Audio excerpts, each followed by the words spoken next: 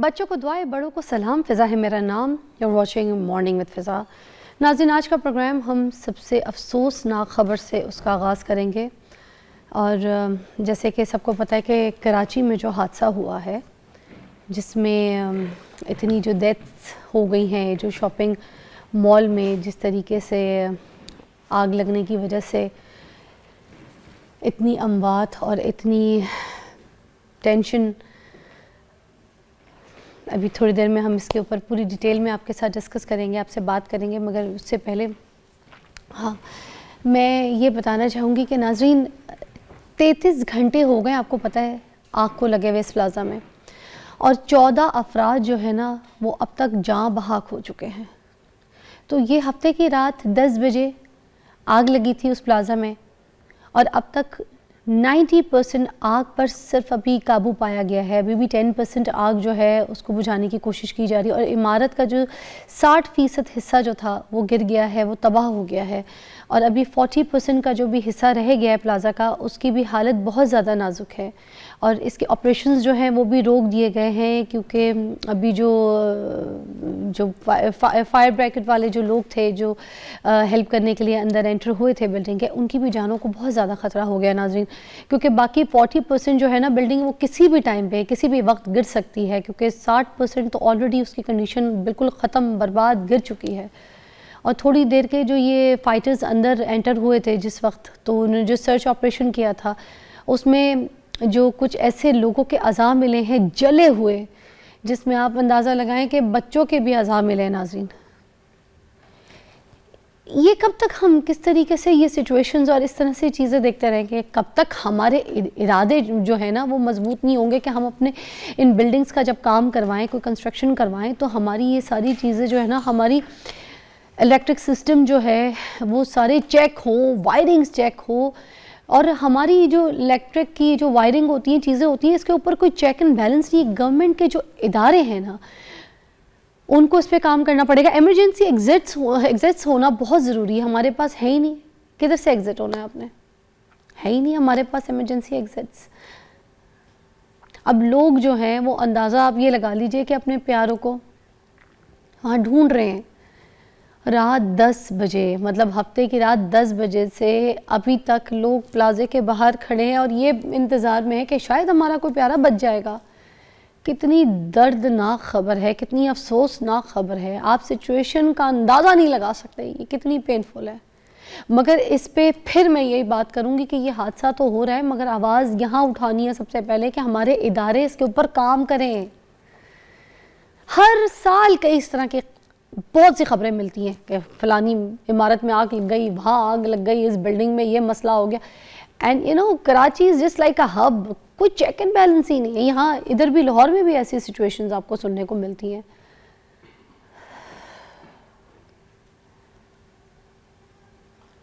हम जब तक सीरियस नहीं होंगे ना नाज़रीन, तब तक के ये चीज़ें होती रहेंगी। हर चीज़ के ऊपर हम काम कर सकते हैं। हम पाकिस्तान में फैशन वीक ला सकते हैं, हम पाकिस्तान में सिक्योरिटी का निज़ाम नहीं लेकर आ सकते।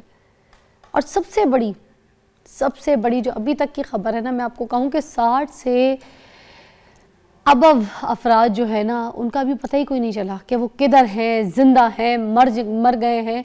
वो जो बिल्डिंग गिर गई है उसमें, उस मलबे में दब गए हैं, गिर गए हैं, मर गए हैं, कुछ नहीं पता, जल गए हैं, कुछ नहीं पता। उन फैमिलीज़ का, उन लोगों का क्या हाल होगा। देखिए, जो लाशें भी अभी तक मिली है ना, वो भी काबिल शनाख्त तो नहीं है, जल गई हैं इतनी बुरी तरीके से कि उनका पता भी नहीं चल रहा। अब वो DNA टेस्ट के काबिल भी रही हैं वो लाशें के नहीं, कुछ नहीं पता। It's really painful. अंदाज़ा लगाएं नाजरीन, उनके पीछे जो उनके घर वाले, फैमिली वाले लोग हैं, उन पर क्या बीत रही होगी इस वक्त, कि उनको नहीं पता कि वो जल गए, मर गए, कुछ नहीं पता। अल्लाह ताला सबको, सबकी फैमिलीज़ को सब्र अता फ़रमाए जो ये लोग सफ़र कर रहे हैं इस बिल्डिंग के इस हादसे में। जो लोग हैं, नहीं हैं, अल्लाह ताला उनकी फैमिली को सब्र अता फ़रमाए और अल्लाह ताला कर्म अता फ़रमाए, क्योंकि अभी भी सिचुएशन ऐसी है। लोग ढूंढ रहे हैं, बिल्डिंग के बाहर खड़े हैं इस वेट में कि शायद किसी की आवाज़ आए, कोई निकल के आ जाए। या अल्लाह रहम फरमा, रहम की दुआ मांगे, रहम की दुआ मांगे। एक ब्रेक लेते हैं, ब्रेक के बाद हम बात करेंगे फिर अपने टॉपिक की तरफ। और यकीन कीजिए टॉपिक क्या रखें हम, क्या आपसे बात करें, किस तरीके का कंटेंट लेकर आएँ। ये कंटेंट हमें इस तरीके का मिल रहा है, ये न्यूज़ें मिल रही हैं हमें कि ये इस तरह की खबरें सुबह सुबह देनी पड़ रही हैं। या अल्लाह रहम फरमा, रहम की दुआ मांगे। ब्रेक लीजिएगा।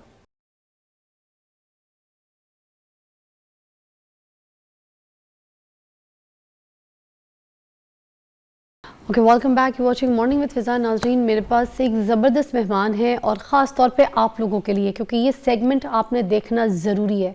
अगर आप चाहते हैं कि आप मुल्क से बाहर जाएं, और ख़ास तौर पे क्योंकि लोगों की ड्रीम है यूके जाने के ख्वाब हैं, पढ़ाई के हिसाब से, बिज़नेस के हिसाब से, काम के हिसाब से, they just wanted to go to UK. तो आज हमने आपको बताना है कि आपको यूके का वीज़ा किस तरीके से अवेल हो सकता है, यूके रेजिडेंस कैसे हो सकते हैं, यूके में जाके बिज़नेस कैसे कर सकते हैं, यूके में इन्वेस्टमेंट कैसे कर सकते हैं, the best, how can you get the visa first of all. तो हमारे पास ज़बरदस्त मेहमान मौजूद हैं, समर ख़ान जो कि सोलिसिटर है और हमें आज तरीके से गाइड करेंगे। अगर आपके दिमाग में कोई सवाल है और आपको लगता है कि आपने कोई आइल्स के पेपर भी दिए और बहुत से वीज़े ट्राई किए, बहुत सी जगहों पे गए, मगर उसके बावजूद आपके जो है ना पैसे खा लिए गए, आपके साथ आपको कोई रगड़ा लगा दिया गया, आपको बस फेरा लगा दिया गया और आपके साथ कोई भी अच्छा पॉजिटिव रिजल्ट आपके सामने नहीं आया, तो फिर ये प्रोग्राम, ये सेगमेंट आपके लिए है। अच्छा जी, अस्सलाम वालेकुम। वालेकुम सलाम। सबसे पहले तो ये बताइए कि यूके जाना आसान है या मुश्किल है? थैंक यू वेरी मच फिज़ा, आपने सबसे पहले इस प्रोग्राम के लिए तो बड़ा अच्छा प्रोग्राम कर रही हैं। और इन हवाले से यूके जाना आसान या मुश्किल, ये एक बहुत पुराना, सदियों पुराना क्वेश्चन है, लेकिन आप इसको कैसे अडॉप्ट करती, मसला ये कि क्योंकि देखें, हमने तो ये देखा है कि लोग अपनी ज़मीनें, जायदाद, सब कुछ, माएँ अपना जेवर सब कुछ भेज देती हैं बच्चे को यूके भेजने के लिए, उसके वीज़े के पैसे के लिए, यू नो ऑल दैट। तो ये लोगों ने तो अपनी जायदादें तक दाव पे लगा दी है। तो अब क्या ये वाकई इतना ही मुश्किल है कि हमें जायदादें भेज के बच्चों को यूके भेजना है? क्योंकि फैक्चुअली जब पाउंड्स के रेट फैक्चुअल हुआ है यहाँ पे, डेफिनेटली स्टूडेंट्स की फ़ीस बढ़ गई हैं, तो जायदाद ये तो डिपेंड है ना कि पिछले सालों से पहले लोगों को इतना ज़्यादा अवेयरनेस नहीं थी कि स्टडी वीज़े की अपॉर्चुनिटीज़ हैं, विज़िट वीज़े की अपॉर्चुनिटीज़ हैं। अब डिपेंड करता है कि आपके इंटेंशंस क्या हैं। आप यूके जाके स्टडी करना चाहते हैं, आपका रूट सेटलमेंट पे है, या आप विज़िट वीज़े पे जा रहे हैं, या आप स्किल वर्कर वीज़े पे जा रहे हैं, आइदर आपके चेंज ऑफ सर्कमस्टांसेस हैं, आइदर आप जा रहे हैं स्पाउस वीज़े पे जा रहे हैं। अब ये डिफरेंट कैटेगरी हैं, डिफरेंट कैटेगरी से जा रहे हैं।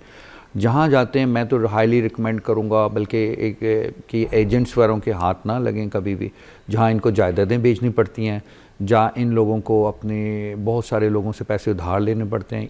ऐसी तो पेरेंट्स यही कहते हैं ना कि हमने एक्चुअली किसी एजेंट से बात कर ली है, तो इंशाल्लाह बस ये प्लॉट बेचेंगे तो बच्चे को भेजेंगे। आप प्लीज़ हमें ये बता दें कि जो एक्चुअल फ़ीस है वीज़े की वो कितनी है? देखें, डिफरेंट कैटेगरीज हैं। आप जैसे फ़ीस होम ऑफिस की जो डिपेंड करता है, अभी जो अगर स्किल वर्कर्स पे जाएँ उनकी फ़ीस का थ्रेशोल्ड बड़ा है। अगर आप स्पाउस वीज़ों पे जाएँ उनका थ्रेशोल्ड डिफरेंट है। अगर आप जाते हैं स्ट्रेट वे विज़िट वीज़े पे जाते हैं तो उसका बहुत कम थ्रेशोल्ड है। अगर आप स्टूडेंट्स पे जाते हैं तो वो आपको सारों को पता है कि कॉलेज की फ़ीसिस हैं।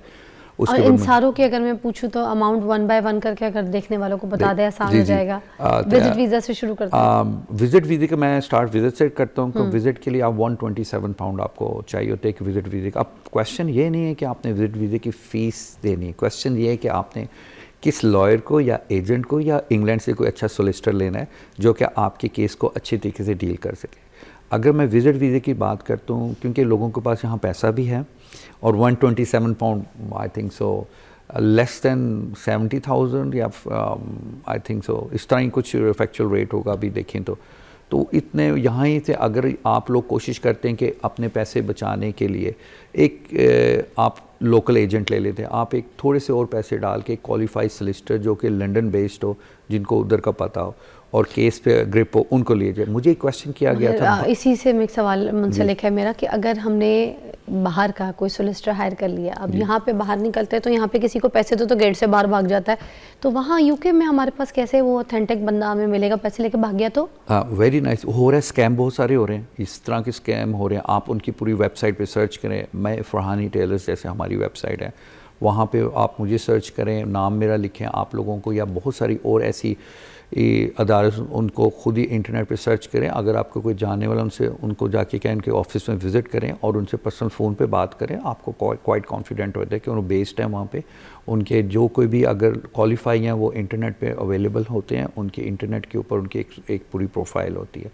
मेरा क्वेश्चन ये मैं बताना ये चाह रहा, जो आपका क्वेश्चन था उसको मज़ीद मैं आगे लेके चलता हूँ। मुझसे एक सवाल पूछा गया था कि किसी क्लाइंट ने कि भाई मैं खुद इतना पढ़ा लिखा हूँ, मैंने PhD की हुई, मैं हाईली स्किल हूँ पाकिस्तान में, मैंने एजेंट से पिछली दफ़ा विज़िट वीज़ा लगाया था, तो भाई मैं आपसे क्यों लूँ, तो अब फिर मैं सोलिसिटर क्यों लूँ? ये सिंपल फॉर्म है, यही क्वेश्चन आपको मारते हैं कि अगर आप पूछते हैं कि वेरी सिंपल क्वेश्चन है, सिंपल क्वेश्चन है, हमने आंसर देने हैं। जितना छोटा आपके पास फॉर्म होगा उतनी कॉम्प्लिकेशन, उतना टेक्निकली वो फॉर्म होगा, आपको फिल करना, उसमें क्या लिखना है, किस तरह आपने अपने पोर्ट्रेट करना है और क्या आप बताना चाहते हैं, क्या पता आपके पॉजिटिव पॉइंट आपको पता ही नहीं लग रहे हो, वो आपने हाईलाइट किए नहीं और नेगेटिव पॉइंट्स को आपने हाईलाइट किया, मतलब एक केस बनाना होता है। केस बनाने पे अभी लेट्स सपोज इसमें विजिट के लिए मुझसे पूछा गया, जैसे मैंने अर्ज कर रहा हूँ कि यहाँ का सिस्टर क्यों, जब कभी भी आपको रिफ्यूज़ होता है तो विजिट वीज़े पे ना तो आपको अपील राइट मिलता है, ना तो एडमिनिस्ट्रेशन रिव्यू मिलता है। Really one time first time वाले First की time, बात कर रहे जी। हैं। अच्छा, और ये जो चीज़ें चाहिए होती हैं, जैसे अब विजिट की हम बात करें तो इसका बैंक स्टेटमेंट कितनी होनी चाहिए, जी। बाकी डॉक्यूमेंटेशन में क्या होनी चाहिए, क्वालिफिकेशन कितनी रिक्वायरमेंट होती जी है? ट्रू। जैसे मैं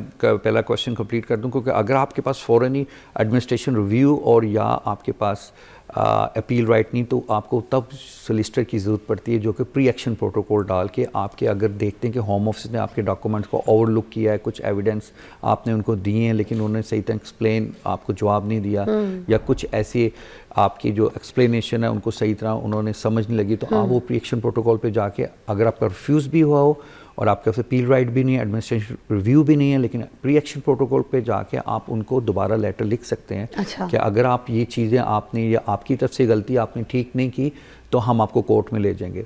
वो वही बंदा कर सकता है जिसने केस बनाया होता है, उसको पता होता है कि मैंने एंड पे जाके अगर होम ऑफिस से गलती करेगा तो मेरे पॉइंट्स पूरे टिकते हैं। अच्छा, अब ज़रूरत क्या पड़ती है, इसमें 3 टाइज को मद्देनज़र रखना, पहले फाइनेंशियल टाइज, सोशल टाइज और travel ties. Travel ties means आपने कितनी कंट्रियों को ट्रैवल किया, you have to very careful. आपने सारी ज़िंदगी कहीं कराची तक नहीं गए, सडनली आपने यूके का वीज़ा अप्लाई कर दिया। अच्छा, मतलब पासपोर्ट पे आपके वीज़े के वो भी स्टैम्प्स भी देखेंगे कि कहाँ के वो हैं। एक आपकी क्रेडिबिलिटी बनाते हैं कि यार ये आप जाते हैं। उसके बाद हाँ, अगर रीज़न है आपके पास, फॉर एग्जांपल आपकी कोई फैमिली है या कोई ऐसा रीज़न है कि आप स्ट्रेट वे कह रही मेरी फैमिली या बच्चों का कोई प्लान है कुछ, तो उनको करने के लिए वो आपको अच्छे तरीके से उनको ब्रीफ करना पड़ेगा, ये रीज़न है, इस वजह से हम लोग चाहते हैं कि मैं अपनी फैमिली को लेके जाऊँ, या मेरी बहन है वहाँ पे, मेरा भाई है, तब उसको आपको रीज़न बताना पड़ता है। ट्रैवलिंग हिस्ट्री के लिए भी पीछे वो मेंशन देखेंगे कि कोई अगर इशू है, कोई फैमिली का स्पाउस है, कोई चीज़ें हैं, तो फिर वो अगर ट्रैवलिंग हिस्ट्री नहीं है तो फिर वहाँ से उसको केस को डेवलप कर लेंगे। वो भी ठीक है, लेकिन मोस्टली ऐसा होता है कि ज़रूरी भी नहीं कि हर दफ़ा आपके पास अगर ट्रैवल हिस्ट्री नहीं तो आपको यूके करनी। यूके का लगता है, बहुत सारे पेरेंट्स का लगता है, लेकिन जो यंगस्टर हैं उनको थोड़ा सा डर लगता है कि ये वापस नहीं आएंगे। अच्छा, तो इसमें ये पॉइंट रहता है, अगर मियाँ बीवी और फैमिली करी, पहले हस्बैंड को अप्लाई करें ताकि आपकी वापस की इंटेंशंस की जो इसमें सारी गेम है वो है कि बैक इंटेंशन क्या आपकी, क्या आप वापस आ सकते हैं। आपको FRC फैमिली पूरा बतानी पड़ती है। आप अकेला बंदा जाए, हस्बैंड जा रहा है, बीवी बच्चों को 2 मिनट के लिए घर रखें, उनकी ये भी आपकी एक टेंशन है कि बाल बच्चे पीछे हैं तो ये बंदा वापस आएगा। ओके। तो ये नहीं कि आप सारे एक दिन में खानदान पूरा, ये भी नहीं देखते बच्चों की स्कूल की हॉलीडेज नहीं है तो आप स्कूल डेज में वीज़ा अप्लाई कर रहे होते हैं। अच्छा, तो ये कहते हैं बेटा आपका तो स्कूल के समर हॉलीडेज नहीं, आप स्कूल में अप्लाई कर रहे हैं, ये आपकी क्या इंटेंशन है। Very nice. ये लोग बहुत, मुझे लगता है मोस्टली गलती करते होंगे कि बच्चों की छुट्टियां हैं, कोई नहीं, कहते हैं हम हॉलीडेज पे जा रहे हैं, तो वो फिर डाउट कर लेते हैं, गोरा कहता है नहीं, है ना। उसके बाद फिर आप लोगों के पास सोशल टाइज होती है। सोशल टाइज में आपको देखते हैं आपके कितने फैमिली मेम्बर है, आप अपनी कोशिश कर रहे हैं अपने सारे जितने चाचा ताए फूफी नानी सब के बारे में बताएं ताकि आपकी रूट्स यहाँ पे हों।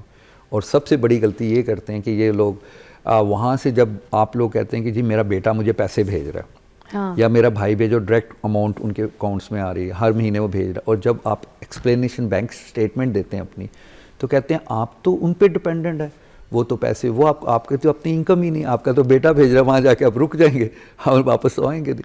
अच्छा, तो ये भी बड़ा क्रूशियल पॉइंट है, आपको बताना पड़ता है। आपकी जो स्टेटमेंट जैसी आप लोगों को वो देखते हैं कि आपका बेटा या आपका जो फैमिली मेम्बर ब्रदर या वो भेज रहा है पैसे, तो इट शोज़ कि आपकी अपनी प्राइवेट लाइफ नहीं है, आपका अपना कोई स्टेटस नहीं है उससे रिलेटेड, आपकी फाइनेंशियली स्ट्रॉन्ग नहीं, तभी आपको ज़रूरत पड़ती है बाहर से पैसे मंगाने। तो अगर कोई यहाँ पे जॉब कर रहा है, सैलरी स्लिप दिखा रहा है, अपनी बिजनेस इनकम दिखा रहा है, अपनी ट्रांजैक्शंस दिखा रहा है, अपने कामों की, तो फिर और अगर मियाँ बीवी दोनों साथ ट्रैवल कर रहे हैं तो फिर उसके लिए क्या मियाँ चीज़ बीवी की दिखानी भी एक और पड़ेगी? क्वेश्चन है। अभी मेरे पास और क्लाइंट्स आए थे, हस्बैंड के पास बहुत सारी फैक्ट्रियाँ, बहुत सारे पैसे, लेकिन बीवी का बैंक अकाउंट भी नहीं खुलवाया। मैं कहा क्या होगा बीवी का? हाँ जी, बैंक अकाउंट भी। मैं कहा क्यों, मोहब्बत कम होगी कि इतबार नहीं है? कहती नहीं ऐसे। मैंने कहा मुझे समझ नहीं लग रही कि यही क्वेश्चन वो करेगा, भाई बीवी का इतने सालों में तुमने बैंक अकाउंट तक नहीं खुलवाया, हाय कुछ स्टेटमेंट ही नहीं, स्टेटमेंट ही नहीं। फिर मैं कहा एटलीस्ट आप जॉइंट तो करो, आप लोगों को जॉइंट ही रखना चाहिए, क्योंकि इस तरह तो ये एक मुल्क है जहाँ पे बैंक एक्सेस है, तो हमने बीवी का बैंक अकाउंट क्यों नहीं खुलाया?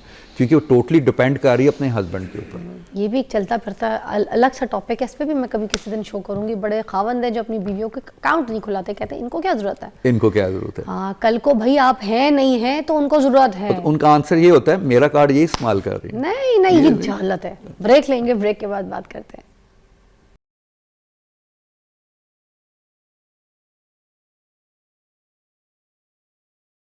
Welcome back, you watching morning with Fiza. नाज़रीन, हमारे पास यूके के सोलिसिटर इधर मौजूद हैं और सिर्फ इसलिए हमने इनको यहाँ पे मदऊ किया है ताकि आपके जो वीज़े के प्रॉब्लम्स हैं, इश्यूज़ हैं, उसके ऊपर बात कर सकें। अच्छा, लोग असाइलम लेने के लिए जो है ना चले जाते हैं और उसके बाद लोग ये सोचते हैं कि हमें 4 साल या 5 साल का अर्सा जो है वहाँ पर रहना पड़ेगा। मेरे ख्याल से 5 साल का ड्यूरेशन जो था वो था कि जिसमें जाके असाइलम लोग ले लेते हैं और फिर वहाँ पर रिहाइश पजीर हो जाते हैं और केस फाइल कर देते हैं। बट अब कुछ सिनेरियो चेंज होने लगा है, शायद इसके बारे में आपको पता नहीं है। अब वो जो टाइम ड्यूरेशन है कि वो पाकिस्तान नहीं आ सकते, वहाँ पे बाउंड होंगे रहने के लिए असाइलम के केस के लिए, तो वो कितना टाइम, क्या सिचुएशन है अभी आप जानते हैं? जी असाइलम्स के लिए जो अभी रिसेंटली चेंजिंग्स आ रही हैं, लेकिन इसको बहुत सारा मिसयूज़ भी किया जा रहा है। लेकिन मेरी ये कोशिश होती है कि हम क्लाइंट को अच्छे तरीके से बताया जाए कि असाइलम के मायने क्या हैं, इसको आपने असाइलम्स कौन लोग डाल सकते हैं, किन का राइट है, और जस्ट आपकी एप्लीकेशन डालना इज़ नॉट अ वर्क। तो जो बेसिकली अभी जो न्यू चेंजेस आ रही हैं, अभी असाइलम को 5 लाइक इस रिफ्यूजी स्टेटस है आपके पास, इसमें सबसे पहले 5 कन्वेंशंस होती हैं, उसमें से कोई एक ग्राउंड्स को में से अगर आपसे रिलेटेड हैं तो तब आप असाइलम्स को लेके आगे चल सकते हैं। For example race, nationality, politically base पे और रिलीजियस बेस पे और सोशल ग्रुप के ऊपर। एक पॉलिटिकल बेस, लाइफ थ्रेट्स पे भी ये सब इसके अंदर आपके लाइफ थ्रेट्स। अब मैं पहली 2 हम पाकिस्तान में बैठा हूँ, सिर्फ रेस और नेशनैलिटी को छोड़ के 3 ग्राउंड्स। अगर रिलीजियस बेस पे है, फॉर एग्जांपल कोई शिया सुन्नी का मामला है, ठीक है, मज़हब का है, क्रिश्चियन इंडियन या शादी या कोई ऐसे मामला होते हैं, या आपके कोई रजब भट्ट की जैसे स्टोरियाँ चल रही थी, कोई तो मजहबी ब्लास्फेमी एक्ट के अंदर जो चीज़ें आती हैं। तो जो रजब भट्ट की स्टोरी थी, असाइलम ले सकता था वो? असाइलम ले सकता था, तो क्यों नहीं लिया उसने? I don't know. उसकी तो जहाँ तक मेरी अंडरस्टैंडिंग है कि उसके ऊपर FIR भी हुई थी, उसकी लाइफ को भी ख़तरा था। हाँ, लेकिन फिर क्यों नहीं लिया वो? अब ये तो उसके लॉयर देखिए और उसकी इंटेंशन, अगर वो समझता है कि उसको ख़तरा नहीं है, वो हैंडल कर सकता था, उसने नहीं लिया। हाँ। उसको पता था कि मैं हैंडल करके मेरे पे झूठी हुई है और मैं इसको डिफेंड कर लूँगा। अगर उसने डिफेंस किया और वो ही इज़ ऑलवेज फाइन। और बिहाइंड द सीन रजब का अगर कोई ऐसा अपनी हर एक, अगर उसकी सेटल लाइफ है वहाँ पे, मनी मेकर, अगर वो शायद समझता हो, आई एम नॉट कि मुझे तो उससे मुलाकात नहीं या क्या उसकी, वो तो उसकी अपनी मगर सिचुएशन वाइज वो ये ले सकता था, सिचुएशन वाइज ले सकता था, एज लॉन्ग एज वो ये साबित कर सके कि उसको जाने से वहाँ बहुत खतरा है और वो इसका कोई तो सही मीडिया पूरा चीख रहा था, बात कर रहा था, मीडिया चीख रहा था, मौलवी सारे पीछे थे, उसने कोशिश की लेकिन एंड तक हाँ करते रहे। तो अगर ये सिचुएशंस, ये सारी चीजें वहाँ के केस के लिए फाइल की जाती तो असाइलम उसको इजीली अवेल होता। इसका काफी था, डिपेंड करता है कि वहाँ पे इंटरव्यूअर आगे ऑफिसर जो है वो क्या किस क्वेश्चन लेता है और प्रेजेंट सर्कमस्टांसेस उसके क्या थे। अच्छा, लेकिन ये एक मींस के पब्लिक मीडिया में बहुत सारा उछल चुका था, तो उसके तो एविडेंस थे अच्छे। हाँ। लेकिन डिपेंड ये करता था कि उसकी इंटेंशन क्या है, कि अगर वो अपने आप को सेफ फील करके डिफेंस अच्छे लॉयर्स करवा के उसने बैलेंस कर ली चीज़ें, उसने चीज़ें बैलेंस कर ली, स्ट्रॉन्ग फाइट किया वैसे उसने, जो मीडिया देख ही रहा है। हाँ। तो दैट्स फाइन। लेकिन बड़े उसके अलावा ये अगर आप लोगों रिलीजियस बेस पे जिस तरह के सिनेरियो होते हैं, फिर पॉलिटिकल में जैसे इमरान खान साहब के वर्कर्स को काफ़ी मामला हुए, तो वो उधर जाके उन लोगों ने काफ़ी फाइल्स किए इमरान खान की बेस पे, फिर जैसे MQM के शुरू में थे, जैसे अल्ताफ़ हुसैन ग्रुप्स के जितने भी थे मेंबर, इस तरह के पॉलिटिकली बेस पे जो भी लोग करते तो रहते, उन्होंने भी असाइलम इजीली ले लिया। इजीली। तो उन्होंने अपने ज़मानों में उन्होंने अप्लाई किया, फिर उनके इंटरव्यूज़ आए, कईयों के रिजेक्ट हुए, कईयों के एक्सेप्ट हुए, डिपेंड करता है इंटरव्यू और उनके पेपर वर्क पे और उनकी क्या रियलिटी स्टोरी। और ये जो जा रहा होता है केस जो जा रहा होता है असाइलम का, वो कितने टाइम का ड्यूरेशन होता है, प्रोसेस कितने टाइम का होता है और कब तक पता चल जाता है? देखें, इसमें ना डिपेंड करता है कि सबसे पहले तो 2-2 साल लग जाते थे, फिर कोरोना बीच में आ गया, फिर टाइम भी ज़्यादा हो गया। अब कुछ लोगों के हफ्तों में पता चल जाते हैं, 6 हफ्तों में। आप पहली स्टेज आपको रजिस्टर करना पड़ता है, आप फ़ोन पे रजिस्टर करा लें अपने क्लेम को। उसके बाद विद इन 2 वीक्स वो आपको कॉल करते हैं स्क्रीनिंग इंटरव्यू के लिए। आप एक इनिशियल छोटा स्क्रीनिंग इंटरव्यू होता है जिसमें आपके फिंगरप्रिंट्स, आपके वो सारी चीज़ें लेते हैं, आपसे बेसिक का एक समराइज पूछते हैं कि आपको कैसा थ्रेट है। उसके कुछ लोग असाइलम के लिए जो यहाँ से पाकिस्तान से जाते हैं ना, तो वो बहुत ऊट पटांग सी ऊंची हरकतें करते हैं, उसके बारे में क्या कहेंगे आप? गलत तरीक़ों से भी जाते हैं, फिर गलत तरीके की हरकतें भी करते हैं और पकड़े जाते हैं। अब अगर गलत तरीके हरकत सालम्स के अंदर मुझे पहले जाना कैसे हैं, उसके बाद कितने वेज पे गए हैं, वो तरीके क्या हैं, वो कैसे केसेस सुनने में आते हैं आपके पास? देखें, अब यहाँ पे जो मोस्टली जो मैं उस पर आ रहा हूँ बात करके कि प्रोसीजर के बाद कि मोस्ट जिस तरह आपका क्वेश्चन है, अभी मेरा लास्ट पॉइंट था सोशल ग्रुप के ऊपर। मैंने 3 कन्वेंशन के बारे में जिक्र किया, पॉलिटिकली हो गया, रिलीजियस हो गया, एक सोशल ग्रुप पे होता है। और एक ख़ास सोशल ग्रुप है कि जो कि आप ना पाकिस्तान में भी पाए जाते हैं, जैसे ट्रांसजेंडर्स हैं, वो जो डिस्क्रिमिनेशन के शिकार हैं, क्योंकि फ्रीडम ऑफ स्पीच यहाँ नहीं है, तो वो लोग कहते हैं कि हमें वहाँ जाके ट्रांसजेंडर्स हैं, गे हैं, लेस्बियन हैं, LGBTQI से रिलेटेड जो लोग हैं वो वहाँ पे असाइलम कर रहे हैं। उसके बाद पाकिस्तानी वुमन को भी कहीं ना कहीं आपको डिस्क्रिमिनेशन किया जाता है, अगर कंट्री रिपोर्ट के हिसाब से देखा जाए तो उसको भी जो लोग डिस्क्रिमिनेट होते हैं उनको उनके राइट्स नहीं मिल पाते टेक्निकली। अब ट्रांसजेंडर को आर्मी में तो नहीं किसी राइट मिला करता, क्या उनको आर्मी में वो जॉब कर रहा है कोई ट्रांसजेंडर? Here you go।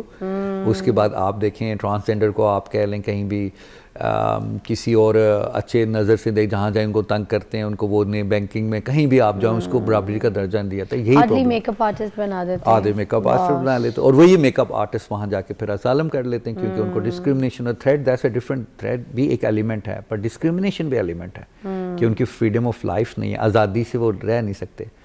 तो कुछ लोग तो इस चीज़ का मिसयूज़ भी कर लेते हैं, कई नहीं भी हैं वो भी डाल देते हैं और फिर बाद में रिफ्यूज़ हो जाते हैं। बहुत सारे रिफ्यूज़ल आते हैं क्योंकि पाकिस्तानी लॉ के मुताबिक कि आप के ये यहाँ पे वो चीज़ नहीं है कि आप फ्रीडम नहीं है आपको कि आप वहाँ शादी मेल टू मेल कर सकें जैसे कि पाकिस्तान में होती चीज़ें। अच्छा, मुझे ये भी बताइएगा कि जो यहाँ से लोग जाते हैं गोरियों से शादी कर लेते हैं, डील करते हैं कि मैं जो हूँ ना तो मैं इतने पैसे दूंगा और मुझसे तुम शादी कर लेना और मुझे जो है ना वहाँ पर सारा कुछ ये मिल जाएगा और मैं वहाँ रहना शुरू हो जाऊँगा और सब कुछ अच्छा हो जाएगा, उसके बाद तुम जानो मैं अपना जानूँ, but I will pay you for this. अच्छा, बड़ा अच्छा क्वेश्चन। आजकल गोरियाँ इनसे बहुत तेज़ हो चुकी हुई हैं क्या मतलब? गोरियाँ बहुत तेज़ हो चुकी हैं। वो मीन्स के पहले 10 साल 15 साल पहले जब यूरोपियन राइट्स थे तो वो लोगों के साथ काफ़ी ये सिलसिला कार सुनने में आया, लोग पकड़े भी, शेम मैरिजेस से पकड़ के भेजे भी गए। अब ऐसे ऐसे केसेस थे कि उस टाइम होम ऑफिस थे, बहुत सारे इतने चेक एंड बैलेंस नहीं थे, लेकिन उसके बाद से चेक एंड बैलेंस बहुत स्टार्ट हो गए। एक ने यहाँ शादी की, दूसरी 2-2 शादियाँ करके, एक बंदे से 3-3 शादियाँ की हुई हैं। जब उनकी फाइलें खुलती हैं पकड़े जाते थे। तो अभी के लिए तो ये है कि मैं तो किसी को रिकमेंड नहीं करूँगा कि इस लास्ट 5 सालों में से ऐसे केस कभी नहीं हमने देखे कि शेम मैरिजेस में हो, क्योंकि लिविंग टुगेदर का रिलेशनशिप बन जाता है। कैसे आप प्रूव कर सकते हैं? आजकल इंटरव्यू आते हैं, अब इंटरव्यू में वो सबसे पहले पूछेंगे लेट्स सपोज मियाँ बीवी इकट्ठे रह रहे हैं, शेम मैरिज, जब तक वो इकट्ठे नहीं रह रहे तब तक आपकी शादी वो आप अपना इंटरव्यू पास ही नहीं कर सकते। अगर इकट्ठे रह रहे हैं तो आपका एक स्टैब्लिश रिलेशनशिप है, आप इकट्ठे रह के आप एक ही बेड पे सो रहे हैं, स्टैब्लिश रिलेशनशिप है। अनमैरिड पार्टनर है, वट एवर, अब वहाँ पे क्वेश्चन ये पूछेंगे, जी आप जब आए थे आप मुझे ये बताएं कि फ्रिज में लास्ट टाइम इंटरव्यू होता है जब इस किस्म का, अगर उनको कुछ भी है तो फ़ौरन उसी टाइम बुलाएंगे आपको कि आप फ़ौरन आके हमारे इंटरव्यू क्लियर करें कि हमें डाउट है कि आप शेम मैरिज, आप लोगों ने पैसों से शादी की या आप कुछ ऐसी है। सवाल पूछेंगे आपसे, फ्रिज में लास्ट टाइम क्या पड़ा हुआ था घर से निकलते हुए? मियाँ बीवी के सामने पता है, फ्रिज में तो पता होना लास्ट टाइम क्या होता है। अच्छा, नाश्ता आप क्या करके आए थे? लहदा पूछ रहे। अब वो कुछ और पूछ रहा है, वो कुछ और पूछ रहा है। पूछेंगे अच्छा चलें ये मानते हैं, आप बताएं अपनी बीवी के शूज़ का साइज़ क्या है? चलो बीवी मोटी हो सकती है, बंदा कहता है 14-15 जिस्म का, तो वो शूज़ तो कभी चेंज नहीं होता। अब उस शूज़ का वही क्वेश्चन उन पे जाएंगे। हाँ, इंटरेस्टिंग। तो उन पे जाएंगे, फिर पूछते हैं जब आप घर के एंटर होते हैं तो शूज़ किस तरफ पड़े होते हैं। ये लॉजिकली अगर एक रिलेशनशिप, आप दरवाज़ा खोलते हैं किसी का शूज़ किस तरफ पहुँच, फिर पूछते हैं आप अगर एक बेड पे सोते हैं, आप राइट साइड पे सोते हैं लेफ्ट साइड पे सोते हैं। तो ये ऐसे क्वेश्चन कहीं भी जाएं वो they are very clever, they are very smart. गोरा माइंड है, वो माइंड है। वो पूछते हैं कि हाँ, अच्छा आप लास्ट टाइम जब आप इकट्ठे कैसे आए, अगर तो इकट्ठे मियाँ बीवी थे तो इकट्ठे एक ही गाड़ी पे आएंगे। अब वो तो पता नहीं वो कैसे करने, वो क्योंकि ये फिर उनसे ये पूछा जाता है कि आप मुझे हमें ये बताएं कि चलें जो मेन चीज़ है इसमें कि आपको आपकी स्टोरी कैसे आप डेवलप की स्टोरी, इसके फैमिली मेम्बर्स कितने हैं, आपके बहनों के नाम। तो जब आप रिलेशनशिप में you have to think about it. सबसे मज़े की लास्ट टाइम आपने क्या खाया था, टेबल के ऊपर नाश्ता किस टेबल पे बैठ के किया था, किचन का रुख किस तरफ है, बाथरूम का दरवाज़ा कैसे खुलता है, आपकी स्टेप्स की सीढ़ियाँ कितनी हैं, अगर याद नहीं कितने स्टेप्स हैं, चल मतलब कंफ्यूज कर कितने। तो इसके लिए मगर सुने कुछ लोग यहाँ से भी, क्योंकि आपको पता है पाकिस्तानी कौम में बड़ी तेज और चालाक है, गोरा गोरा होगा अपनी तरफ से मगर काला भी अल्लाह का पाला है। तो जाता है वहाँ जाके जो है ना, जो गोरा गूका बोरा है उसको तो फिल्म, खैर किसी के रंग पे नहीं मैं बोल रही, मैं एक मैसी मिसाल बोल रही हूँ, प्लीज़ कुछ लिखिएगा नहीं। तो वो जो उनके दिमाग में जो सवाल जो चलाकी हैं, ये अपनी जो यहाँ पाकिस्तानी जाते हैं ना, उनसे महान चालाक होते हैं। अब पाकिस्तान में शादी की भी होती है, 4 बच्चे इधर होते हैं, वहाँ जाके उनको बताते नहीं और लिविंग रिलेशन में पड़ जाते हैं और वो कहते हैं तुम ही मेरी अप्सरा हो, तुम ही मेरी पूजा, तुम ही मेरी देवता हो। इस तरह वाली सीन चलाते हैं उन लड़कियों के साथ, उनको बेवकूफ़ बनाते हैं, बताते नहीं है, पता नहीं लगने देते, उनके साथ लिविंग रिलेशन में रहते हैं, उनका खाना पकाते हैं, सफाई करते हैं, उनके पांडे धोते हैं, उनकी टांगे भी दबाते हैं, मगर यही उनको ये शो करते हैं कि भाई हम तो तुम्हारे हैं, भाई सिर्फ तुम्हारे, उठ के नाश्ता देंगे बेबी, तो ये सब कुछ चलेगा। उनके साथ होता क्या एंड में, वो बीवी बेचारी उधर ही, अल्लाह का ज़ाब तो है ना इसमें, बीवी बेचारी उधर ही बैठी रहती है। बात कहने को ये केस तो तमाशा चल रहा है, नहीं आपको भी पता है, ये कहानियां होती तो है। उसमें वो क्या कहते हैं, अब उसमें तो ये सारे जवाब दे देगा बंदा कि जूते का साइज क्या है, तो सोते किस तरफ हैं। लेकिन वो रिलेशनशिप में तो है ना, बल्कि वो तो जाके रिलेशनशिप के वो जो पिक्चर्स हैं वो भी दिखाएंगे ट्रिप के। हाँ, तो रिलेशनशिप में तो है ना। अब यहाँ पे आगे जब रिलेशनशिप का मतलब क्या, living together, love each other, आप दूसरे के साथ फिजिकली हैं, सारा कुछ तो है। फिर रिलेशनशिप में तो आ गए, बेशक उन्होंने इनिशियली जैसे भी किया वट एवर, लेकिन रिलेशनशिप में तो आ गए। मेन मसला है लिविंग टुगेदर रिलेशनशिप। अब वो पाकिस्तानी जो वुमेन्स हैं, अब उनका क्या हो रहा है, वो उधर से बैठे बैठे वहाँ पे बच्चे उनके जवान हो रहे हैं, उनका आखिर में फंस जाते हैं। 20 साल के बाद 10 साल के बाद बच्चे उधर जवान होते हैं, उनका ये होता है कि चलो मेरी वो बीवियाँ यहाँ की जो पाकिस्तान वाली कहते हैं चलो पैसे तो आ रहे हैं ना, कुमा के भेज तो रहा है ना हमारे बच्चों को, कुछ बता भी देते हैं, बता भी देते भाई ये मैं बच्चों के लिए तुम्हारे लिए तो कर रहा हूँ, तुम्हारे लिए तो जाके मैं ये कर रहा हूँ। तो उसकी वजह से मुझे उसकी बातें सुननी पड़ती, मैं तो उसके साथ सो नहीं सकता, उसको ये बातें, उसकी शक्ल देखने वाली नहीं है, उसकी बातें सुनने वाली नहीं है, वो ये खाती है वो। और इवन दो के पाकिस्तानी वुमेन्स ऐसी भी हैं कि वो कभी वो कोई किसी को कहे जी आप हमें डिवोर्स दे दें, तो वो तो इस शक में भी होते हैं चले हम बच्चे, लेकिन बहुत सारे मामले ऐसे करके फिर end of the day in लोगों के। थैंक यू सो मच, बहुत ज़बरदस्त टॉपिक इलैबोरेट किया है। जिसको यूके जाना है वो ये रील सेव कर ले, ये सही रील है, कंप्लीट डिस्कशन हुआ है इसमें, आपके लिए कारआमद है, ताकि इधर उधर भटकने से पहले आपको सही रास्ता पता हो। एक ब्रेक के बाद मिलते हैं।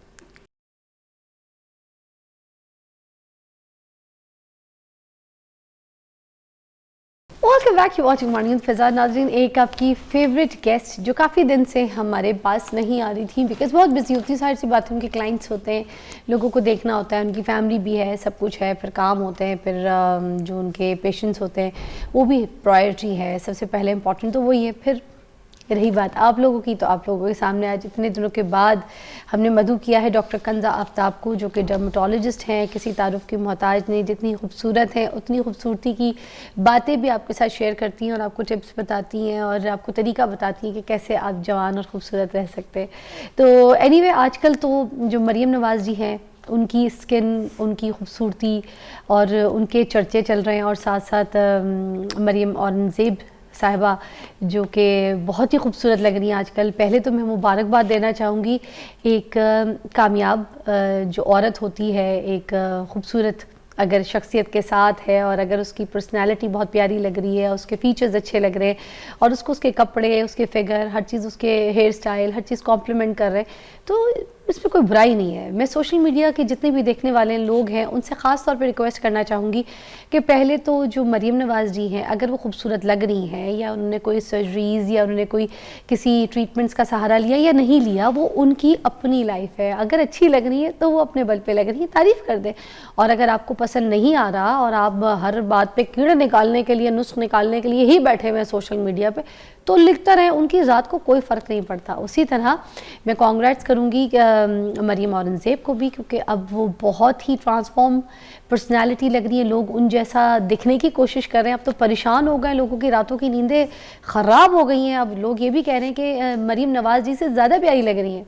तो औरत को यही खूबसूरती की तारीफ़ें सुननी है। मैं तो बस यही कहूँगी कि औरत प्यारी लगे, अच्छे कॉम्प्लीमेंट्स मिलें, ये एक बड़ी खुशी की बात होती है और औरत की बड़ी अचीवमेंट होती है, ठीक है। और पॉजिटिव कमेंट्स करें, वो कहीं से बुरी कुछ नहीं लग रही हैं, या कोई उनकी आप किसी ट्रीटमेंट को देख के ऐसे नहीं कह सकते कि यार ये क्या करा लिया है, ये देखो अपनी शक्ल बिगाड़ ली। नहीं, आप उनकी खूबसूरती से जेलस हो रहे हैं। अब बुरी बात है ना लिखें, बुरी बात है।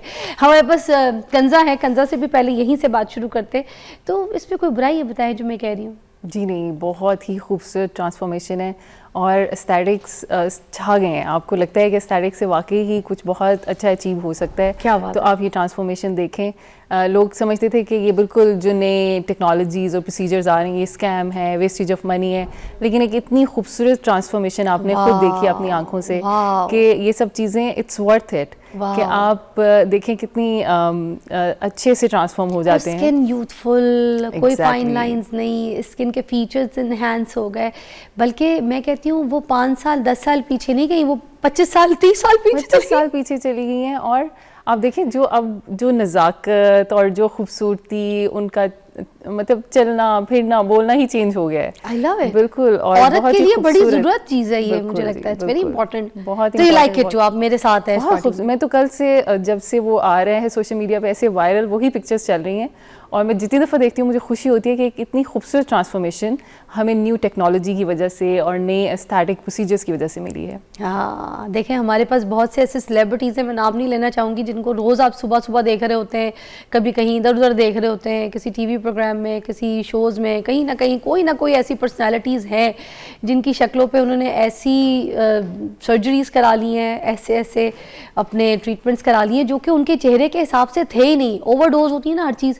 वो कहते हैं आप कहीं खाना खाने के लिए जा रहे हैं, आपको अपनी लिमिट का पता होता है पेट का कि कितना खाना खाना है, मगर वो सर्जरीज़ का आपको पता नहीं होता। आप ज़बरदस्ती जाके डॉक्टर से करवा के या कुछ ऐसे फिलर बुटॉक्स ऐसी ज़बरदस्ती लगवा लेते हैं जो कि आपकी नीड से भी ज़्यादा होते हैं, और वो फिर आपके चेहरे पे बता रहे होते हैं, फिर आप मुंह छुपा रहे होते हैं, क्लोज नहीं करा सकते और कहीं ऐसे नहीं जा सकते। लिप्स जो हैं वो बुल्लड़ बन जाते हैं, गाल जो हैं आपके ऐसे सूज जाते हैं, वो डंकी मुंह बन जाता है, अस्तगफुरुल्लाह। तो ये चीज़ें हम नॉर्मली देख रहे हैं, हमारे कुछ ऐसे स्टार सेलिब्रिटीज़ जो है जो करा के पता नहीं पछताते तो कोई नहीं है, मुझे नहीं लगता, मगर अब पछताएंगे, क्योंकि अब जब इन्होंने मरियम औरंगज़ेब को देखा है तो उनको पता चला है कि सही ट्रीटमेंट, सही चॉइस, सही स्टैटिक्स जो है वो आपको बहुत खूबसूरत बना सकता है। Exactly. लेट्स स्टार्ट हमारा आज का जो कॉन्सेप्ट है उसके ऊपर बात करते हैं। ड्राइनेस के ऊपर बात करेंगे हम आज, डॉक्टर कंज़ा से एक्जिमा के ऊपर बात करेंगे, स्किन के रैशेस के ऊपर भी बात करेंगे, क्योंकि सर्दियों का मौसम है और ये चीज़ें सुनने को मिलती हैं। Over to you. जी फ़िज़ा, सर्दियाँ जा रही हैं और सर्दियों में सबसे ज़्यादा मसला ड्राइनेस का ही होता है, और इस पे अक्सर हम बात करते रहते हैं कि ड्राइनेस बेसिकली क्या होती है। अगर आप इसकी साइंस समझेंगे तो बेसिकली ये है कि आपकी स्किन स्लो हो जाती है, क्योंकि हमारी स्किन का एक साइकिल है जो कि 30 डेज़ में आपकी स्किन ने शेड ऑफ होना होता है। नीचे से 5 लेयर्स होती हैं स्किन की, जिससे नीचे से सेल्स चलते हैं, ऊपर तक आते हैं, एक डेड लेयर बनती है और उस डेड लेयर ने शेड ऑफ होना होता है। तो गर्मियों में चूँकि वो अमल तेज़ी से हो रहा होता है तो इससे आपको ड्राइनेस उस तरह से फील नहीं होती, लेकिन सर्दियों में वो डेड लेयर बहुत दिनों तक ऊपर पड़ी रहती है और वाइट स्केल्स की शक्ल में आपको नज़र आती है, और आपको लगता है कि अब मुझे खुश्की हो गई है, और अब भर भर के मॉइस्चराइज़र्स लगाना शुरू कर देते हैं कि ड्राइनेस ख़त्म हो जाएगी। लेकिन इसकी जो फाउंडेशन है, जो इसकी बुनियादी वजह है, वो ये है कि आपकी डेड लेयर स्किन के ऊपर पड़ी हुई है। जब तक आप उसको एक्सफोलिएट नहीं करेंगे आप नीचे से फ्रेश स्किन नहीं निकाल सकते। तो ये एक बेसिक सा रूल है जिसको समझने की बहुत ज़रूरत है, और इस मिथ को बस करने की ज़रूरत है कि हर 2 घंटे के बाद मॉइस्चराइज़र लगाना ज़रूरी नहीं है, एक्सफोलिएट करना ज़्यादा ज़रूरी है। मुझे एक और चीज़ बताइएगा कि कुछ लोगों की ना जो स्किन का कलर होता है विंटर्स जैसी आती है तो कुछ लोग डल हो जाते हैं, कुछ लोग कहते हैं हमारी विंटर्स में तो स्किन बड़ी फेयर फ्रेश और ग्लोइंग हो जाती है। तो ये किन लोगों के साथ होता है? Dry skin, oily skin, normal to dry skin, ये किन लोगों को इस तरह की सिचुएशंस फेस करनी पड़ती है कि उनकी जो बेस फाउंडेशन भी वो लोग ख़रीदते हैं वो हर मौसम के हिसाब से उनकी शेड चेंज हो जाता है? जी, ये यूजुअली हर स्किन टाइप के साथ ये होता है। ये इसी वजह से होता है कि आपकी डेड डल लेयर जो स्किन की है वो शेड ऑफ नहीं हो रही। तो आप देखेंगे कि अक्सर आपके हाथ, आपके पाँव, आपका चेहरा थोड़ा सा डार्कर टोन में हो जाता है, क्योंकि वो डलनेस होती ही उस डेड लेयर की वजह से है, उस ड्राइनेस की वजह से है। तो इसमें अगर आप एक्सफोलिएट एक दफ़ा कर लेंगे हफ्ते में, तो आप देखेंगे कि आपकी वो डलनेस ख़त्म होनी शुरू हो जाएगी और आपकी वो डार्क टोन भी ख़त्म होनी शुरू हो जाएगी। भले सर्दियाँ हों फिर भी एक्सफोलिएट करें? बिल्कुल, एक्सफोलिएशन होती ही सर्दियों में है, क्योंकि गर्मियों में आपकी स्किन खुद से खुद को एक्सफोलिएट कर रही है। अच्छा। तेज़ी से शेड ऑफ हो रही होती है, तेज़ी से नए सेल्स बन के आ रहे होते हैं, लेकिन चूंकि सर्दियों में हर अमल थोड़ा सा सुस्त हो जाता है, इसी तरह स्किन की शेडिंग का अमल भी सुस्त हो जाता है, जिसकी वजह से आपकी डलनेस इसी वजह से होती है कि आपकी स्किन तेज़ी से अपने आप को टर्नओवर नहीं कर रही। तो वो ड्राइनेस को ख़त्म करने के लिए हम चाहते हैं कि या तो आप फिजिकल स्क्रब्स तो आजकल हम इतना उनको नहीं मानते कि जैसे राइस फेस वॉश हो गए, बड़े बड़े ब्रांड्स के आपको पता है, जैसे टाचा के हो गए, इसके हो गए, बिल्कुल अवेलेबल होते हैं, वो यूज़ कर सकते हैं क्या? बिल्कुल, बहुत फाइन स्क्रब यूज़ करना है। बहुत फेस वॉश के साथ अगर कर लें तो? फेस वॉश में भी आजकल सैलिसिलिक एसिड होता है, तो salicylic acid is an exfoliant. इसके अलावा आपके जो AHA BHA पील्स हैं, सीरम्स हैं, glycolic acid serum, mandelic acid serum, salicylic acid serum, ये सब एक्सफोलिएंट्स हैं। तो इनसे आप हफ्ते में एक दफ़ा एक्सफोलिएशन कर सकते हैं, और इतनी माइक्रोस्कोपिकली होती है कि आपको पता नहीं चलता है। बस आपने एक रात लगा के वो सो जाना है और सुबह उठेंगे तो आपका चेहरा चमक रहा होगा बस। और ये पेप्टाइड्स वगैरह क्या काम करते हैं स्पेशली विंटर्स में अगर किसी की ड्राई स्किन है? जी बिल्कुल, अब यहाँ पे आता है ये एक्चुअली मॉइस्चराइजर्स भी हैं। पेप्टाइड्स क्या होते हैं? बेसिकली प्रोटीन्स के छोटे छोटे पार्टिकल्स होते हैं जिससे प्रोटीन्स मिलके बनी है। तो हमारी जो स्किन है उसकी लेयर में दो ही चीज़ें हैं, एक लिपिड्स हैं और दूसरी प्रोटीन्स हैं। तो पेप्टाइड्स जो है वो प्रोटीन वाला पार्ट है। तो जितने आप प्रोटीन्स अप्लाई करते हैं, इनके दो काम होते हैं, एक तो ये हाइड्रेशन भी करेंगे और दूसरा आपकी सेल सिग्नलिंग करेंगे कि नया कोलेजन बनाएं। तो वो स्किन में जैसे नया कोलेजन बनेगा, नए सेल्स आएंगे तो स्किन फ्रेश होना शुरू हो जाएगी। तो पेप्टाइड्स के दो तरह के काम होते हैं, एक तो हाइड्रेशन करना और दूसरा नई स्किन बनाना, नया कोलेजन बनाना। अच्छा, और क्या क्या ट्रीटमेंट्स अवेलेबल हो गई हैं अगर स्किन को हाइड्रेट करना है? तो कोई ऐसे इंजेक्शंस, कोई ऐसी ट्रीटमेंट स्किन के लिए स्पेशली हैं जो कि करवाई जा सकें? और जी बिल्कुल फ़िज़ा, अभी तो मैं कहूँगी इंजेक्टेबल मॉइस्चराइज़र्स आ चुके हैं। इंजेक्टेबल मॉइस्चराइज़र्स का ये मतलब है स्किन बूस्टर्स। स्किन बूस्टर्स हम लगाते हैं, आपने अक्सर नाम सुना होगा हाइलुरोनिक एसिड। हाइलुरोनिक एसिड के सीरम्स भी अवेलेबल होते हैं और अब वो इंजेक्शन फॉर्म में भी आते हैं, जिसे हम थोड़ी सी डीपर लेयर में, स्किन की डीपर लेयर में उनको इंजेक्ट कर देते हैं पूरी स्किन के अंदर। तो वो जो लिप पे लगता है वो भी तो हाइलुरोनिक होता है ना? जी, वो एक अलग तरह का हाइलुरोनिक एसिड है, उसको हम कहेंगे cross linked hyaluronic acid. Cross link का मतलब है कि वो वहाँ पड़ा रहेगा, वो डिजॉल्व नहीं होगा। अच्छा। लेकिन जो हम एज अ बूस्टर और एज अ मॉइस्चराइज़र यूज़ करते हैं वो non cross linked hyaluronic acid है, यानी कि उसके अलग अलग मॉलिक्यूल्स हैं, वो पूरी स्किन में फैल जाते हैं और वाटर एब्जॉर्ब करते हैं, जिससे आपकी स्किन पूरे सीज़न में, सर्दियों के सीज़न में हाइड्रेटेड रहती है और आपको मॉइस्चराइज़र लगाने की ज़रूरत नहीं पड़ती। रियली? तो उसको इंजेक्ट कहाँ कहाँ किया जाता है ये भी बता पूरी स्किन के अंदर इंजेक्ट होते हैं, आंख के एरियाज पे भी, क्योंकि सबसे ज़्यादा ड्राइनेस तो ये eye area, under eye area के अलग बूस्टर्स होते हैं, और इस तरह कुछ बूस्टर्स हैं जो एक ख़ास टेक्निक से होते हैं। कमर्शियल नेम तो मैं नहीं लूँगी, वो जस्ट 5 पॉइंट्स में हम लगाते हैं और वो पूरी स्किन में फैल जाते हैं और सारे 6 मंथ्स तक आपको हाइड्रेशन देते रहते हैं। वाह, अच्छा। और अच्छा, ये जो पानी की भी कमी होती है इसके ऊपर भी बात करेंगे, क्योंकि हम पानी जो है सर्दी में बिल्कुल छोड़ देते हैं और फिर अगर हम क्या ट्रीटमेंट सब कुछ करवाते रहें, मुंह पे चीज़ें लगाते रहें, बड़े बड़े ब्रांड्स हम खरीद लें सब कुछ, मगर क्या सब कुछ लगाने के बावजूद अगर पानी ना पिए तो स्किन का काम चलेगा या नहीं चलेगा, इस पर बात करेंगे एक ब्रेक के बाद कंजा के साथ।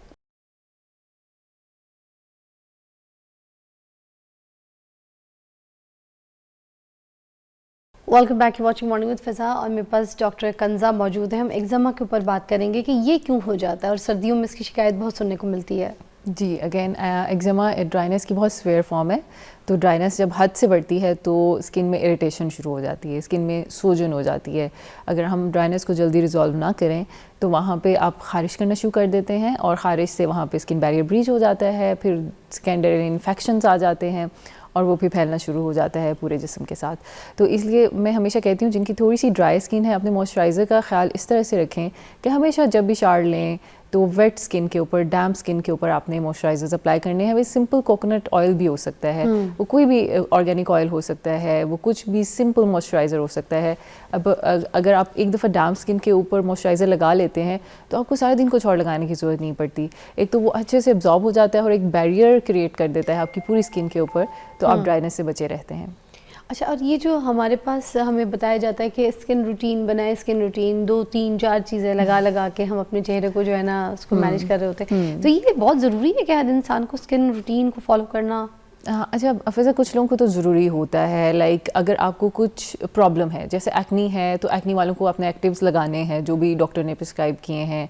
अगर ड्राइनेस है तो आपको एक ख़ास किस्म के मॉइस्चराइजर्स लगाने हैं। किसी को कुछ और प्रॉब्लम होती है, रोजेशिया का प्रॉब्लम है, तो उसके लिए कुछ मेडिसिन्स होती हैं वो आपको लगानी होती हैं। लेकिन उसके अलावा बहुत सारे एक्टिव्स आप स्किन पे लगाएंगे तो स्किन डेफिनेटली इरिटेट होगी, आपको छोटे छोटे बम्प्स बन जाएंगे, इरिटेशन होगी, इचिंग होगी।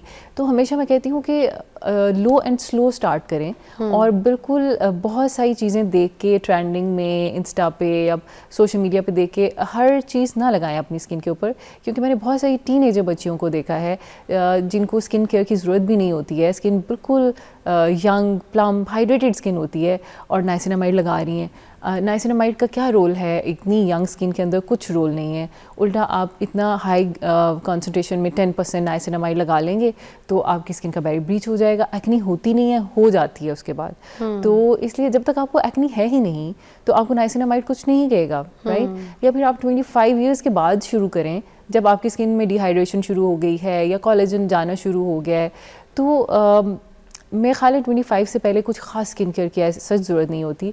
और जितने स्टेप्स बढ़ाते जाएंगे आप स्किन को डैमेज करते जाएंगे। कुछ भी है, केमिकल ही होते हैं ना? केमिकल्स हैं, बिल्कुल। तो ये हाइलुरोनिक सेफ होता है? बच्चे बड़े सब लगा सकते हैं क्या? अच्छा, मैं आपको बताऊं, हाइलुरोनिक भी सबको सूट नहीं करता। मुझे हाइलुरोनिक एसिड बिल्कुल सूट नहीं करता। मैं जब भी लगाती हूँ मुझे एक्ने हो जाती है।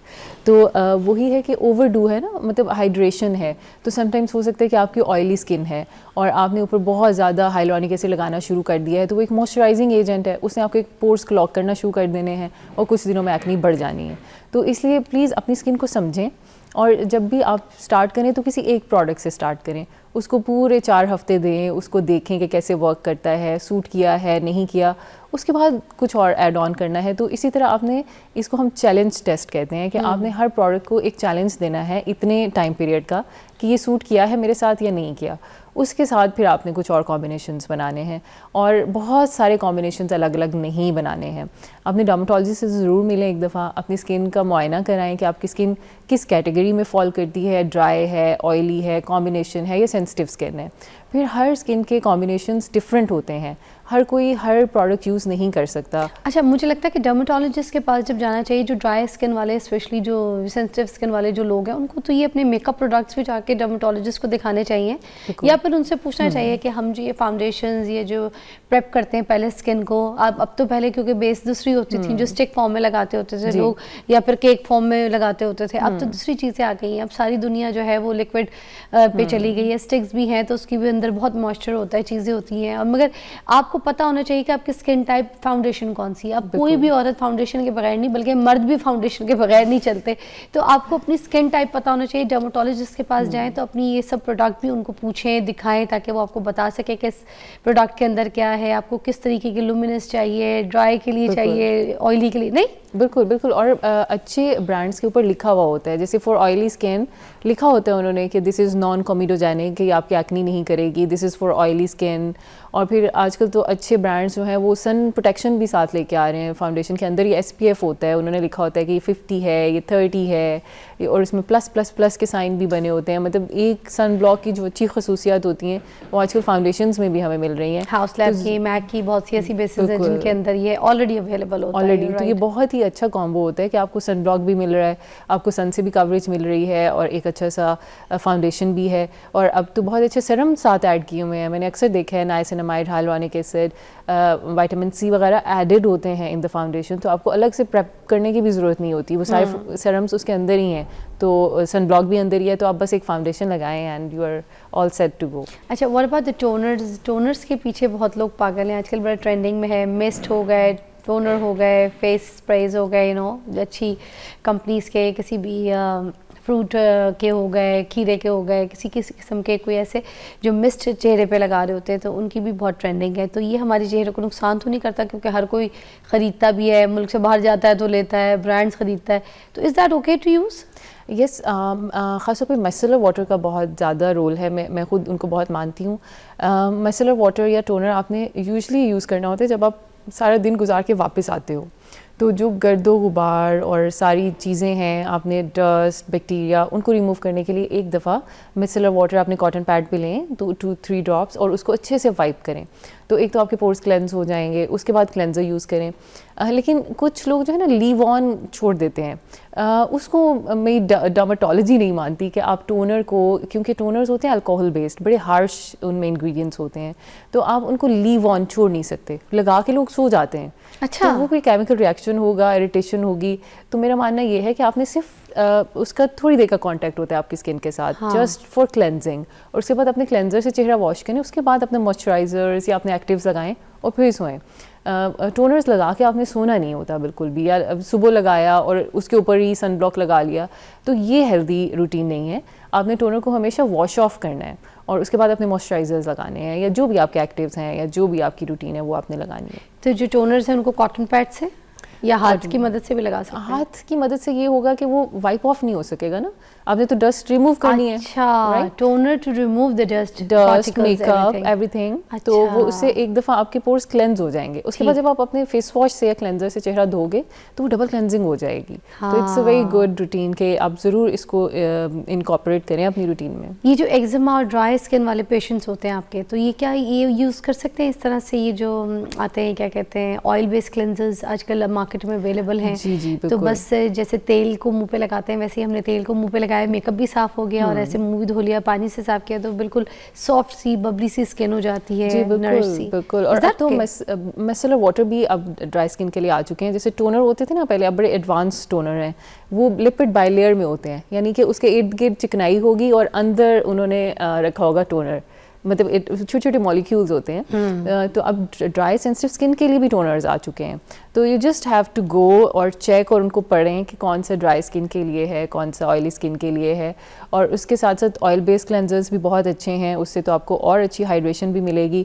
लेकिन अगेन होगा यही कि आप पहले उसको लगाएंगे, मसाज करेंगे और फिर वाइप ऑफ करेंगे अपने कॉटन पैड के साथ, और फिर अच्छे जेंटल क्लेंजर से अपना चेहरा धोएंगे, और फिर गुड अमाउंट ऑफ मॉइस्चराइज़र जो कि जिसमें सेरामाइड्स हो, नाइसिनामाइड हो, हाइलोरॉनिक एसिड हो for dry skin.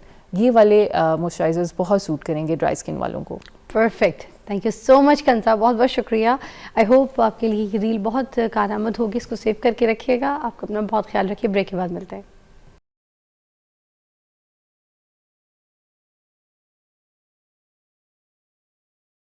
Okay ji, welcome back नाज़रीन।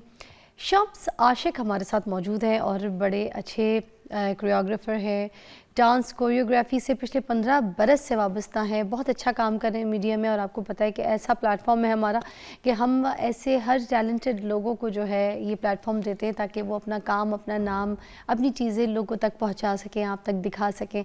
आजकल शादियों का सीज़न है, हर घर में किसी को भी जो कोरियोग्राफी है वो चाहिए होती है, डांस प्रैक्टिसेस होते हैं, मेहंदी के फंक्शंस होते हैं, तो आप इनको हायर कर सकते हैं। ज़बरदस्त टैलेंट है। दूसरी बात, अगर मीडिया में कोई काम हो रहा है, कोई रिकॉर्डिंग्स हो रही हैं, कोई गाने हो रहे हैं, कोई शूट्स हो रही हैं, choreography is the most important thing जो कि चाहिए होती है। तो जो सिंगर है, जो और लोग हैं, मैं चाहूँगी कि वो भी इनके टैलेंट को देखें। मैंने भी इनके साथ एक गाना किया है, मेरा गाना कोरियोग्राफ किया था, एक प्यार का नगमा है। तो आज हमने इसलिए इनको मधु भी किया है कि अपनी चीज़ें जो है आप तक दिखाएं। कैसे? मैं ठीक ठाक, आप बताएं कैसे? अल्लाह का शुक्र। शम्स कैसा जा रहा है, सीज़न कैसा जा रहा है? माशाल्लाह बहुत अच्छा जा रहा है। इस टाइम तो फुल टाइम बिजी जा रहा है। बिल्कुल। अभी इस्लामाबाद था, इस्लामाबाद से लाहौर आया हूँ। अच्छा।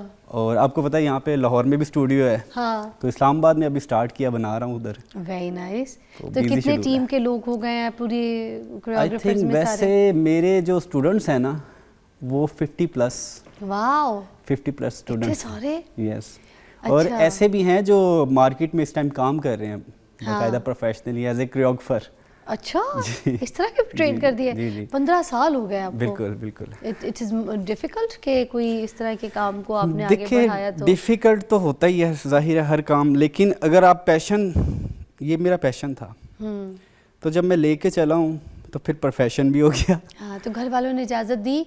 बड़ी कि मार लोगों ने खाई ये तो पहले नहीं कहा पहले कि तो बहुत डांस का करियर होता है, ये क्या करने लगे हो तुम? बिल्कुल, इसमें choreographer, ये करियर क्या? तो मुझे अभी भी मुझे लगता है कि डांसर्स जो है ना यहाँ पाकिस्तान में, डांस इतना कोई अच्छा मेरे ख्याल से उस तरीके का प्लेटफॉर्म नहीं है।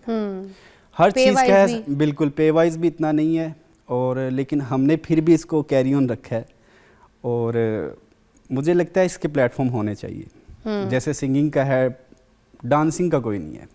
तो और इंडिया में तो बहुत ज़्यादा है, आपको पता है, इंडिया में तो हर जगह पे हैं। यूरोप में हर जगह, अगर हाँ आप जी, बाहर बिल्कुल, चले जाएं, बिल्कुल मुल्क ऐसे से ही है। बाहर, बिल्कुल। अमेरिका, कनाडा, एवरीवेयर, कोई या। भी सिंगर्स, कॉन्सर्ट्स, चीज़ें जो हैं बिल्कुल। कोरियोग्राफर के साथ मुंसलिक होती हैं, सारी ऐसे ही चीज़ें है, हो रही होती हैं, ऐसे ही है। शूटिंग्स, इनफैक्ट जो पिक्चराइजेशन होती हैं गानों की। कोई फिल्म का भी कोई काम जी किया है जी, किसी चीज़ का? अभी ये ललकारा सिंह एक मूवी है, उसके गाने करवा रहा हूँ। उसके अलावा टीवी सीरीज कमर्शियल्स, आपको पता है वो तो चलती रहती हैं। फिर अभी जो चल रहा है ना, वो तो वेडिंग सीज़न है। हाँ। तो वेडिंग सीज़न में पूरी टीम बिजी हुई है, तो जो लोग, तो मैं खुद भी जाता हूँ। आप जैसे डांस कोरियोग्राफर जाके करवाते हैं, उनको जी, जी। प्रैक्टिस करवाते हैं, मुश्किल नहीं होता? लोगों ने किया नहीं होता? मुझे कभी लग पहले? मैं किसी भी बंदे को सिखा सकता हूँ कोई भी नॉर्मल पर्सन है उसको मैं इजीली सिखा सकता हूँ। अच्छा। बिकॉज ये ट्रिक है, एक डांस एक ट्रिक है, थोड़ा सा समझना पड़ता है। बीट को समझने वाला बंदा जो है ना, वो डांस को फॉलो कर सकता है। वाह। जो बीट को नहीं समझता वो मुश्किल है, लेकिन उसको भी करवा लेते हैं। बाज़ौक होना चाहिए इंसान। अच्छा, तो एक ब्रेक के बाद हम यहाँ पर इनका टैलेंट भी देखेंगे और कुछ डांस के स्टेप्स भी देखेंगे। ठीक है, ब्रेक।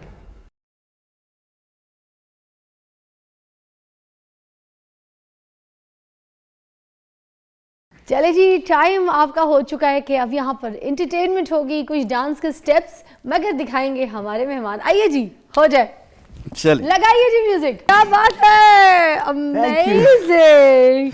तुसी तो बड़े ग्रेट डांसर हो। थैंक है? यू। बड़ा तोड़ा तो बड़ा स्पीड विच डांस है, आप तो यहीं से वीजा लगा के कहीं पे भी चले जाएंगे। Yes. वाओ, क्या बात है, क्या बात है। ये जो पैरों के, वो माय गॉड, क्या स्टेप्स थे, जो राइट और लेफ्ट ऐसे अब हवाओं में उड़ रहे थे जैसे, है ना, पानी में चल रहे थे, ऐसा लग रहा था मुझे। बड़ी प्रैक्टिस। बस ऐसे ही समझे, अभी प्रैक्टिस। एक्चुअली पाकिस्तानी गाना कोई भी है, अच्छा मैं कोरियोग्राफ नहीं करता अभी, थोड़ा सा I know you know, I know, थोड़ा पावर वाला काम है। हाँ। तो इस वजह से। मगर क्या स्टाइल आपने मारा, कोट वगैरह पीछे फेंक के, पूरे हीरो स्टाइल के आप तो, है ना। Thank you. वाओ, तो ये क्लासिकल भी आपको आता है? जी, मैं सारे डांस करता हूँ। ओके। और ये लेकिन क्लासिकल मैं ज़्यादा सिखाता हूँ, खुद भी करता हूँ। क्लासिकल का एक फॉर्म है सूफी, वो मुझे ज़्यादा पसंद है। अच्छा तो वो मैं खुद करता हूँ। अच्छा अच्छा, कुछ लोग, कुछ कोरियोग्राफर्स ऐसे हैं हमारी इंडस्ट्री के भी ऐसे हैं जिन्होंने सिर्फ और सिर्फ उन लोगों को फॉलो किया, जैसे कोई माइकल जैक्सन को आपको पता है, आइकॉनिक। तो ऐसे बहुत से कोरियोग्राफर्स आए जैसे बहुत बड़े कोई डांसर्स हैं या कोई सिंगर्स हैं जिनका कोई एक यूनिक सा स्टाइल है, उसी को कॉपी करके उन्होंने कोरियोग्राफी की, आगे अपनी कोई चीज़ जो है, अपनी वैरायटी नहीं दिखाई। बहुत से ऐसे हैं, आपको भी पता जी है। जी, ऐसे तो ही है। आप उनके बारे में क्या कहेंगे और अपनी वैरायटी के बारे में क्या कहेंगे कि क्या आपको लगता है कि हर तरीके की वैरायटी दिखानी चाहिए? बिल्कुल, बिल्कुल। स्पेसिफिक किसी के स्टाइल को उठा के कॉपी करके अपनी वैरायटी ना दिखाना, तो फिर टैलेंट तो नहीं हुआ, यस। वेरिएशन भी नहीं हुई। देखिए डांस, मैं डांसर कोरियोग्राफर उसको मानता हूँ जिसको हर चीज़ आती है। उसको क्लासिकल भी आना चाहिए, उसको हिप हॉप भी आना चाहिए, और प्रॉपर स्टाइल में उसको सालसा भी आना चाहिए, उसको कंटेम्प्रेरी भी आना चाहिए। मतलब उसको डिफरेंट स्टाइल और डिफरेंट स्टाइल को कैरी करना आता हो। कहना बहुत इजी है, करना बहुत मुश्किल। बस अभी थोड़ा सा हम आपको मेहंदी का, क्योंकि सीजन भी है, जी जी। मेरा ही एक गाना है मेहंदी वाली रात, तो उसके ऊपर भी जरा हम कुछ करके दिखाएं। जरूर जरूर। आए, अब मैं आपको फॉलो करूंगी Yes, और yes. आप करेंगे। आ जाए जी, मेहंदी वाली रात। तो मुझे कराना